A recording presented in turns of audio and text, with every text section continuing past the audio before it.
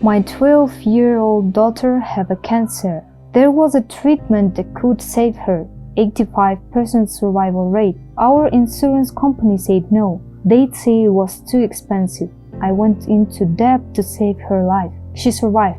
Then I discovered their secret, a computer algorithm they called the death panel. It automatically denied the expensive treatment to maximize profits. 2,000 families lost loved ones because of this algorithm. I sued. We won $9.5 billion. The CEO went to prison. The company went bankrupt, and we changed federal law. This is how one father destroyed an entire insurance company.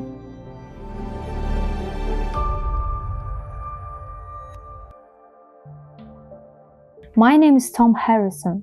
I'm 45 years old. I live in Seattle, Washington. I'm a high school teacher. My wife, Karen, is a nurse. We have one daughter, her name is Emma. This is the story of how Emma's cancer diagnosis led me to expose the largest insurance fraud in American history, and how we changed the law to protect millions of families. Let me start at the beginning. June 2022. Emma was 12 years old, smart, funny, loved soccer and drawing. She started getting tired all the time, bruising easily, losing weight. Karen, being a nurse, knew something was wrong. We took Emma to the doctor. Blood tests, more tests, a biopsy. July 15, 2022, the doctor called us into his office. Mr. and Mrs. Harrison, I'm so sorry. Emma has acute myeloid leukemia. It's a rare form of childhood cancer.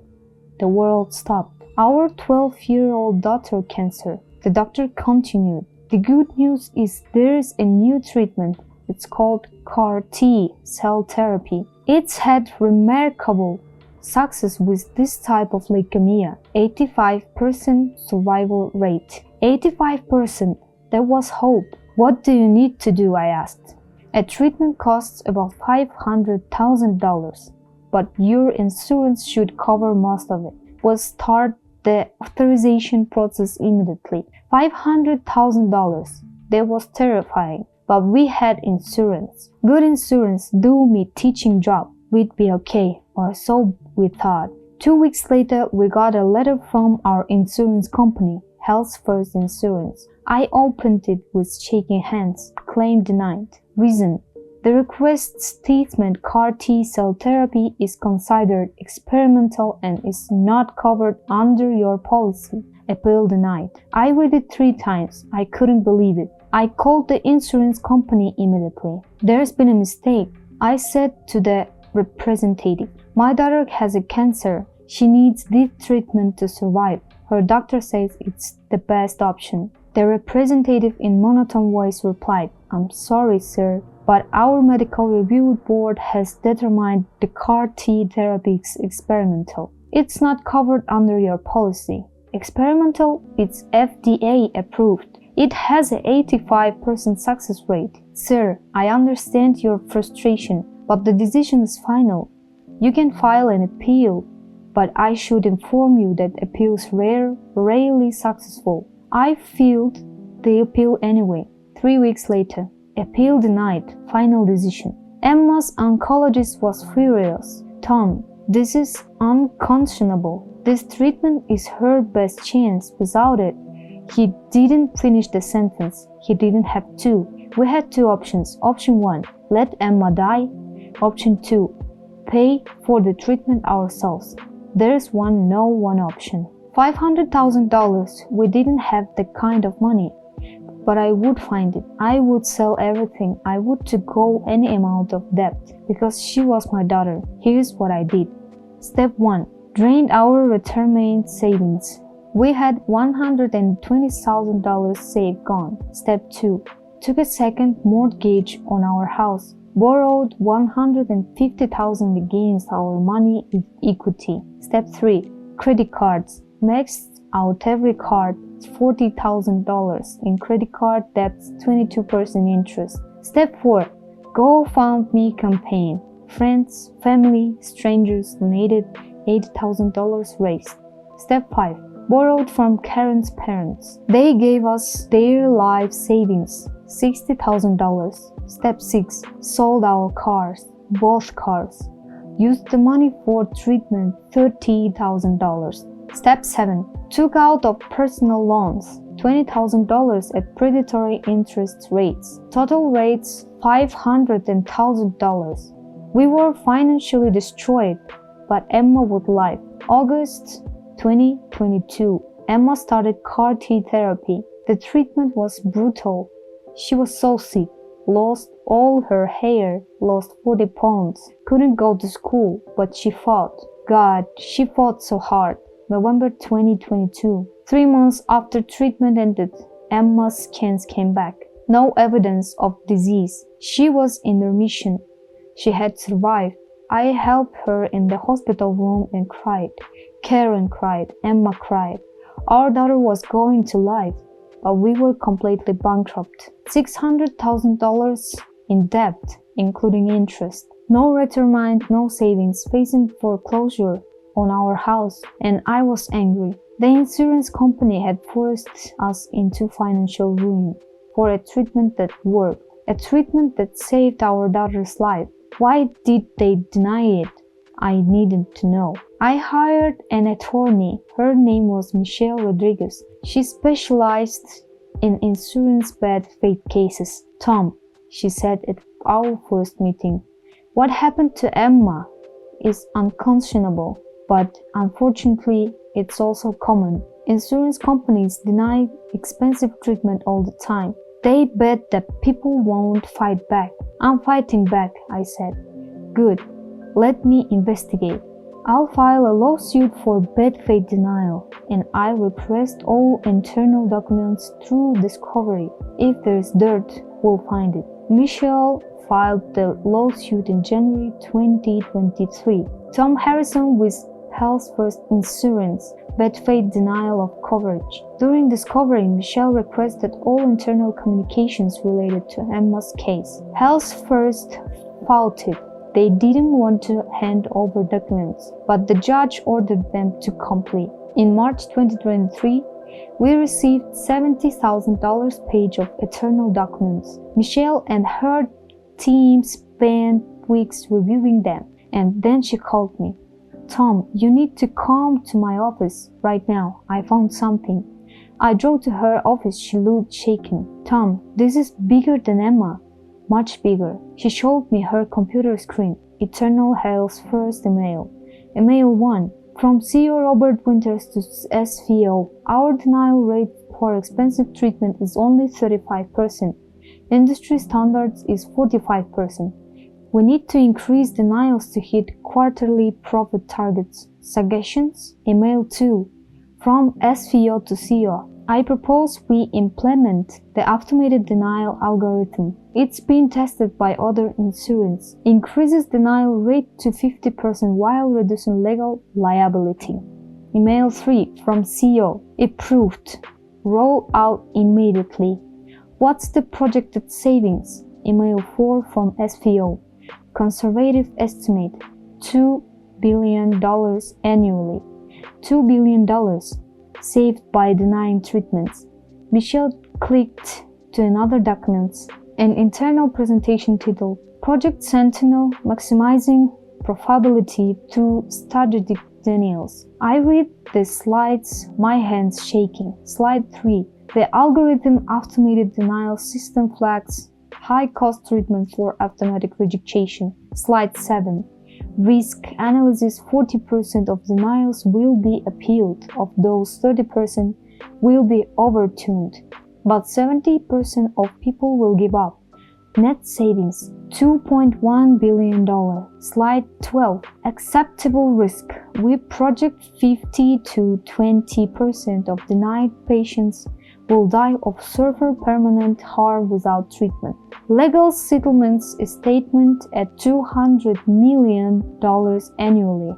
Still a net profit of $1.9 billion. I felt sick. They knew people would die. They calculated it, budgeted for it, accepted. because the lawsuits cost less than approving treatment. Michelle, I said quietly, how many people? She pulled up another document, a spreadsheet.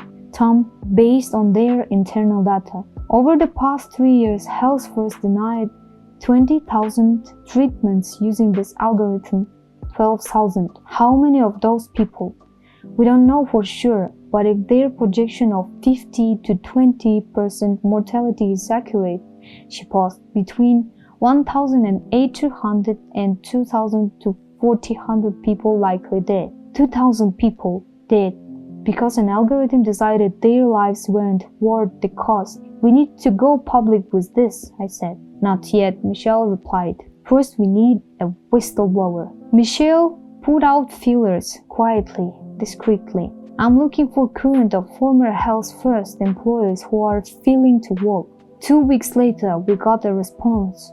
Her name was Dr. Lisa Chen. She had worked as a medical reviewer at Health First for 7 years. She quit in 2022, right after the algorithm was implemented. We met in Michelle's office. Dr. Chen was in her 40s, nervous but determined. I could say I couldn't stay silent anymore, she said. Why they are doing it's murder. Dr. Chen explained how the system worked. When a doctor submits a treatment request, it goes to the algorithm first.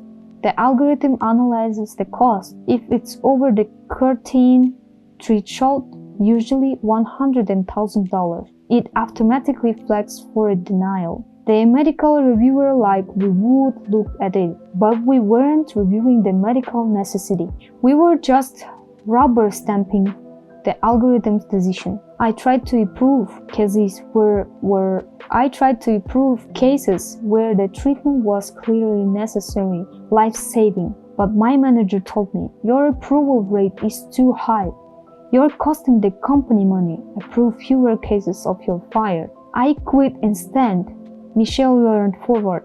Dr. Chen, would you be willing to testify in court publicly? Dr. Chen nodded. Yes, I have documentation, emails, training materials, internal memos, everything. She handed Michelle a USB drive.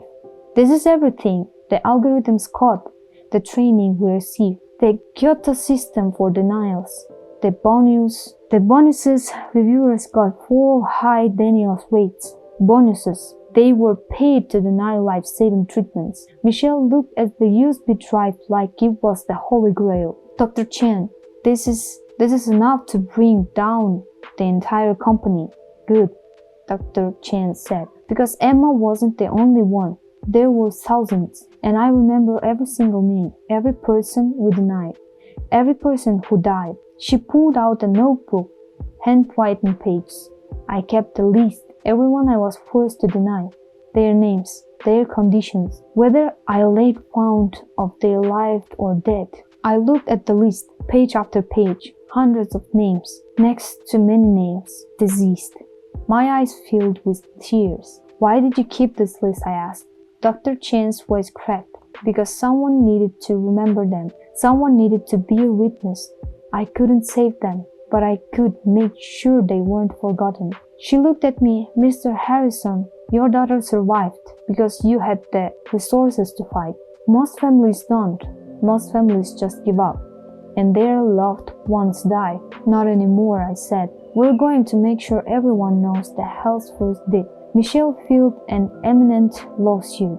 Harrison, Health First Insurance class action for wrongful deaths, insurance fraud, and racketeering. The lawsuit included Tom Harrison representing Emma's case, estates of 2,000 deceased patients whose treatment was denied, 500 surviving patients who were denied and suffered permanent harm, 2,500 plaintiffs. The lawsuit sought compensatory damages for each family, punitive damages for willful misconduct, injunctive relief, forced company to stop the algorithm, federal investigation into industry-wide parties. The story broke nationally. CNN, insurance company accused of death penalty algorithm. They killed thousands. New York Times, whistleblower exposes automated system denying the life-saving care for profit. 60 Minutes, interview with Dr. Lisa Chen about the internal workings of Health First. Public outrage was massive.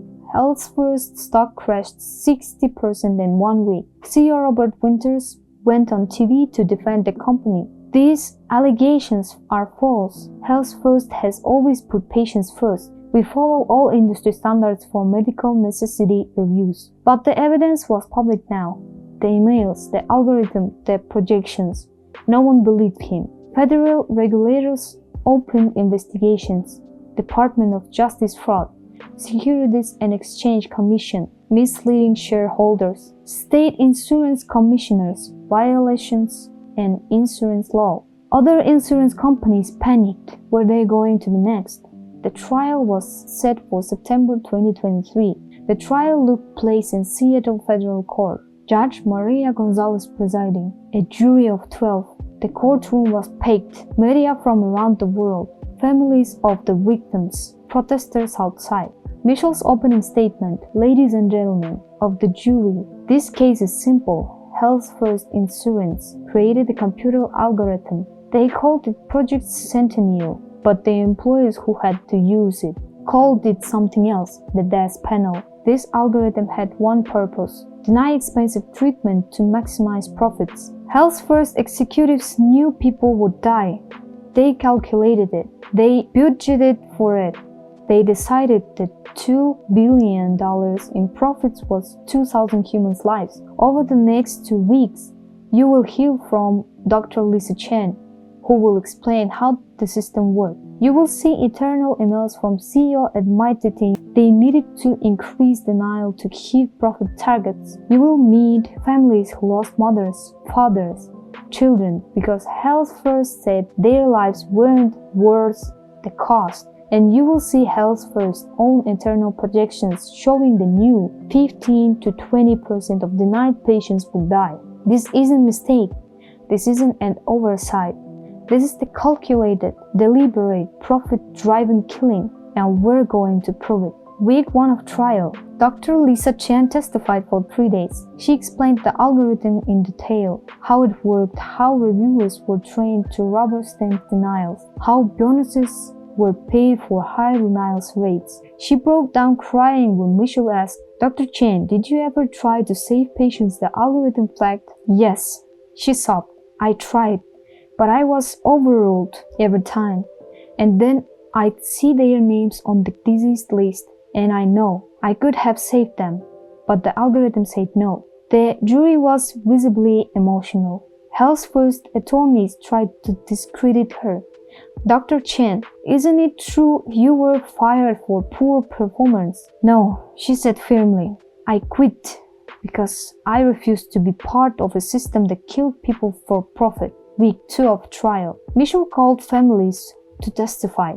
Sarah Martinez, whose 8-year-old son died of brain cancer after Health First denied treatment. They told me it was experimental, but it was FDA approved. It could have saved him, and now he's gone. Robert Johnson, whose wife died of breast cancer after Health First denied chemotherapy. She was 42 years old. She had her whole life ahead of her. They killed her to save money. David Kim, whose daughter survived after the mortgage everything to pay for denying treatment, were $80,000, $100,000 and $1,000 in debt, will never recover financially, but it leads to its life. 12 families testified. The jury cried openly. Then Michelle presented the evidence. CEO emails discussing profit targets and denial rates. Exhibit B. The algorithm code showing automatic denials for treatment over $100. Exhibit C. Eternal presentation Project Centennial maximizing profitability through strategic denials. Exhibit D. Spreadsheet showing 12,000 denials, projected mortality rates, and legal settlement budgets. Exhibit E. Dr. Chen's handwritten lists of 2,000 diseased patients. The defense had no answer, but tried to argue industry standards parties, but that only made it worse. It suggested the entire insurance industry was doing this. The jury deliberated for 8 hours. September 28, 2023, The jury returned. Judge Gonzalez, has the jury reached a verdict? Jury foreman, we have your honor.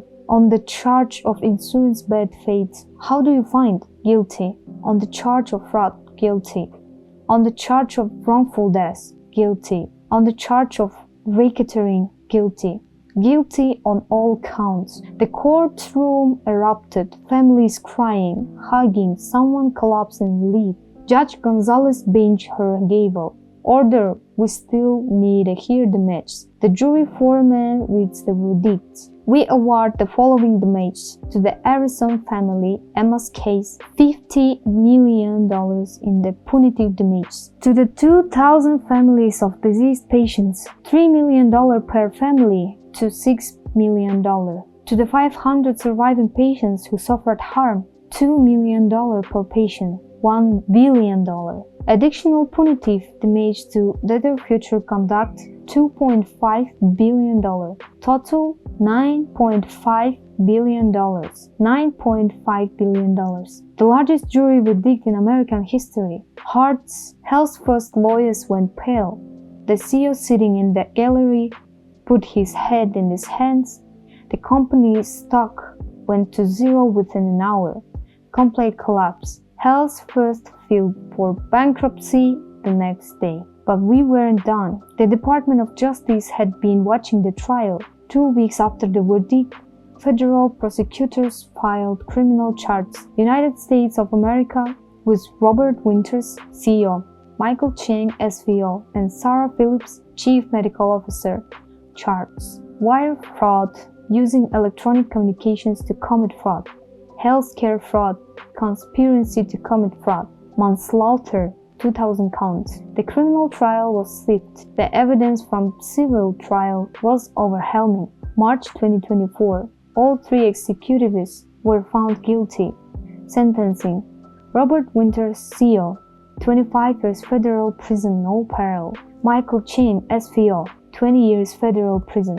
Sarah Phillips, CMO, 15 years federal prison. Additionally, all 3 banned from working in healthcare forever, required to forfeit all assets, homes, cars, investments, personal bankruptcy. Robert Winters, who had made $45 million as CEO, lost everything: his mansion, his yacht, his ore collection, all seized and sold to pay victims. He's currently serving his sentence at FCI Terre Haute in Indiana. He'll be 78 when he's released, if he lives that long. The trial changed everything. Congress held hearings.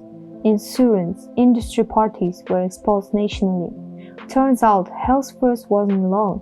6 other major insurance companies had similar algorithms. Public pressure was immense. In June 2024, Congress passed the Emma Harrison Patient Protection Act, nicknamed Emma's Law. The law mandates insurance company cannot deny life-saving treatment deemed it medically necessary by a doctor. 2. If a treatment is FDA approved for the condition, insurance must cover it. 3. Algorithms cannot be used to make coverage decisions. Only licensed doctor can. 4. Insurance companies must publicly report denial rates and outcomes. 5. Criminal penalties for executives who knowingly deny life-saving care. President signed it into law on July 15, 2024, exactly 2 years after Emma's diagnosis. Emma and I were there at the signing ceremony. The president handed Emma the pen he used to sign the bill. "Emma," he said, "your courage and your father's fight just saved millions of lives. Thank you." Emma, now 14 and cancer-free, smiled.